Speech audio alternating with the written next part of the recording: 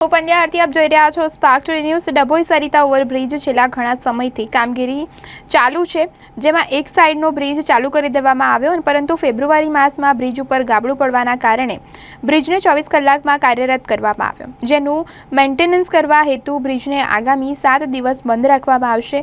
14મી જૂનથી 20 જૂન સુધી બ્રિજ બંધ રહેશે। જિલ્લા કલેક્ટર BS શાહ દ્વારા જાહેરનામું બહાર પાડવામાં આવ્યું છે। સાથે ડભોઈથી સ્ટેચ્યુ ઓફ યુનિટી અને રાજપીપળા જવા માટે 4 જેટલા વૈકલ્પિક જે રસ્તાઓ છે તે જાહેર કરવામાં આવ્યો છે, જેમાં બ્રિજ બન્યા બાદ એક તરફ બ્રિજ ઉપર બંને સાઈડના વાહન વ્યવહાર શરૂ કરી દેવાયો છે, જેનું બીજી સાઈડનું કામ હજી ચાલુ છે।